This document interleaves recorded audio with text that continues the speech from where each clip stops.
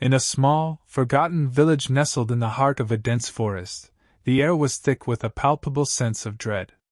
The villagers huddled together in their homes, too frightened to sleep as they were haunted by nightmares that seemed to crawl out of the shadows. The source of their terror was an elusive creature known only as the Murmurer, a monstrous entity that preyed on their worst fears and tormented them with its unearthly whispers. Gabriel Thorne, a weary monster hunter with a haunted past, had stumbled upon the village by chance. His clothes were tattered and his face etched with lines of weariness, but his eyes held a steely determination. For him, it was personal. The loss of his family to a past encounter with a monster had left him bitter and cynical, but he was not about to let the same fate befall these innocent villagers. As he wandered through the village, he caught sight of a peculiar girl humming to herself as she skipped down the cobblestone street. Her long, flowing hair danced in the wind, and her large, round eyes shone with an otherworldly light. Something about her seemed unsettlingly familiar to Gabriel, but he couldn't quite place it. She paused for a moment, tilting her head slightly as if she could hear something that he couldn't. Then, with a sigh, she resumed her humming, her voice merging seamlessly with the eerie whispers that filled the air. Gabriel followed her from a distance, drawn to her like a moth to a flame. He watched as she approached a house where a young family huddled together in the darkness, their faces etched with fear. Without hesitation, the girl stepped forward and began to sing to them, her voice growing louder and more soothing with each passing moment. The family slowly relaxed, their terror giving way to a sense of calm, and the children drifted off to sleep. When she was certain they were safe, the girl continued on her way, her humming fading into the distance. Intrigued, Gabriel approached the family and asked them about the girl. They told him her name was Iris, and that she had been helping them for several nights now. They claimed that her singing was the only thing that could keep the nightmares at bay. Eager to learn more, he decided to follow Iris and ask her for her help in ridding the village of the Murmurer. He found her in a small clearing in the forest, sitting on a fallen log and humming softly to herself. When she noticed him, her eyes widened in surprise, and she quickly rose to her feet. "You must be Gabriel," she said, her voice steady and strong. "The villagers spoke highly of you. I'm glad you've come to help us." Gabriel hesitated, unsure how to respond. He was used to fighting monsters with brute force, not lulling them to sleep with music. But there was something about Iris's presence that made him believe that she might just be the key to defeating the Murmurer. "How do you do it?" he asked, his voice barely above a whisper. "How can you make them stop hurting?" Iris smiled gently and placed a comforting hand on his shoulder. "It's not about making them stop," she said. "It's about showing them that there's still beauty in the world, even in the darkest of times. Monsters may feed on our fears, but love and compassion can drive them away." Gabriel frowned, unconvinced. "But what if it doesn't work?" he asked, his voice tinged with desperation. "What if they keep hurting people?" She looked him in the eye, her gaze steady and unwavering. "Then we keep fighting together. With each note I sing, I strengthen the bonds between us. And when the time comes, we will stand united against the darkness." Her words resonated deep within Gabriel's heart, and for the first time in years, he felt a spark of hope flicker to life. He nodded slowly, his expression softening. "All right," he said, his voice barely above a whisper. "Let's do this." Together, they made their way back to the village, their steps falling into an easy rhythm. As they walked, Iris began to hum once more, her voice weaving a tapestry of harmonies that filled the air. Gabriel felt a sense of peace wash over him, and he found himself humming along, his voice blending seamlessly with hers. When they reached the village square, they were greeted by the familiar whispers of the Murmurer. But this time, there was something different about the sound. It wasn't as harsh or jarring as it had been before. Instead, it seemed to be dancing to the beat of Iris's hum. Intrigued by this change, Gabriel stopped walking and turned to Iris. "There's something different about the whispers today," he said, his voice barely above a whisper. "Do you know what it is?" Iris paused for a moment, her brow furrowed in concentration. "I sense a duality," she said slowly. "The Murmurer is not of one mind. There is a primal fear, a hunger, but also a loneliness, a deep sadness." Gabriel's brow furrowed. "A sadness?" Iris nodded. "The whispers are filled with a longing for connection, for something it has lost. Perhaps the Murmurer is not a creature of pure malice, but a creature of pain." This revelation sent a shiver down Gabriel's spine. He had always thought of monsters as creatures to be destroyed, but Iris's words forced him to reconsider. Could there be more to the Murmurer than just mindless evil? And as they continued to sing together, the whispers gradually faded away, replaced by the sounds of laughter and joy. As the last vestiges of darkness were banished from the village, Gabriel turned to Iris, his eyes filled with gratitude.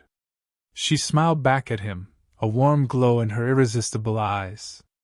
And in that moment, they both knew that they had found something far more powerful than they could ever have imagined. Together, they continued to sing, their voices intertwining in harmony as they led the villagers back to a life free from fear. The children ran and played, the adults worked in the fields and laughed with one another, and even the elderly seemed to regain a spark of life in their eyes. As the days passed, the bond between Gabriel and Iris grew stronger. They spent every waking moment together, weaving their music through the fabric of village life, creating a tapestry of love and hope that would endure for generations to come. The legend of their friendship spread throughout the land, inspiring others to stand against the darkness and to embrace the power of love and compassion. And though the Murmurer would eventually fade into the distant memory, Gabriel and Iris's story lived on, a beacon of light in the darkness, a testament to the enduring power of the human spirit. Years later, when Gabriel finally left the village to explore the world beyond its borders, he knew that he was leaving behind not just a friend, but a legacy. A legacy of courage, of hope, and of the belief that even in the darkest of times, there is always something worth fighting for. And so, Gabriel set off on his journey, the melodies of Iris's song echoing in his heart, guiding him through the trials and tribulations that lay ahead. He knew that wherever his path took him, he would carry with him the memory of the beautiful girl with the enchanting voice who had shown him the true meaning of love and courage. As for Iris, she remained in the village, continuing to sing her songs of hope and comfort to the people who had become her family. Her voice remained strong, her spirit unbroken, and her love for Gabriel a beacon that shone brightly in the darkness, guiding him home whenever he needed it most. And so, the story of Gabriel and Iris became a part of the village's folklore, a tale of two heroes whose love and friendship had brought light to a world that had once known only darkness. Their legacy lived on in the hearts and minds of the people they had loved and protected, a testament to the enduring power of love and compassion in even the most trying of times. As the years passed, new generations of children grew up hearing their story, and each time it was told, the tale seemed to take on a new life of its own. Some told it as a cautionary tale, warning against the dangers of falling in love with those who were not of one's own kind. Others saw it as a shining example of the strength that could be found in unity and understanding. Still others simply saw it as a beautiful story about two people who had found something truly special in each other, and who had been willing to risk everything to protect it. No matter how it was told, however, one thing remained constant: the knowledge that Gabriel and Iris had once walked among them, their love a beacon of hope in a world that had once known only despair. And it was this knowledge that gave the villagers the strength to carry on, even when the darkness threatened to return. In the years since Gabriel had left, he had traveled far and wide, seeking adventure and purpose. He had fought in battles, saved damsels in distress, and even journeyed to the ends of the earth in search of a legendary treasure. But through it all, his heart had always been with Iris, and it was her memory that guided him when he found himself lost or uncertain. Meanwhile, Iris had continued to tend to the village, her voice as strong and enchanting as ever. Her heart belonged to Gabriel, and always would. Even as the seasons came and went, and the faces of the villagers changed with the passage of time, Iris's love for Gabriel remained eternal, a flame that burned brightly in her heart, guiding her through the darkest of days. And so, the story of Gabriel and Iris continued to be told, generation after generation, their love a shining beacon of hope in a world that was often cruel and unforgiving. It was a story of love that transcended time and space, a story that reminded people of the power of the human spirit to overcome adversity and find beauty in the darkest of places.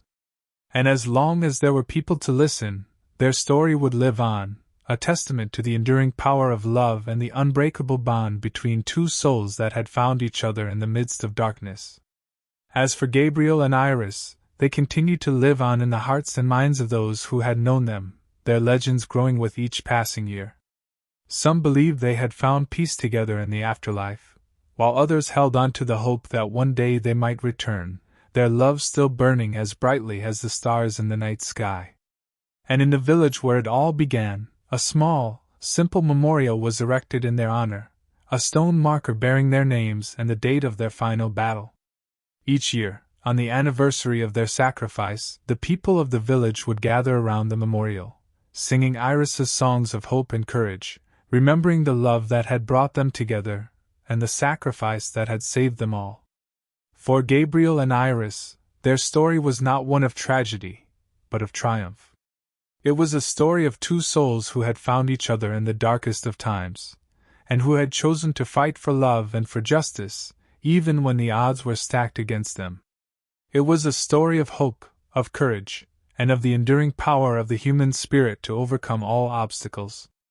And as long as there were people to remember them, their story would continue to inspire and uplift, a beacon of light in a world that was often shrouded in darkness. Each year, on the anniversary of their victory, the people of the village would gather around the memorial, sharing stories of Gabriel and Iris, recalling the brave deeds they had performed and the selfless acts they had committed.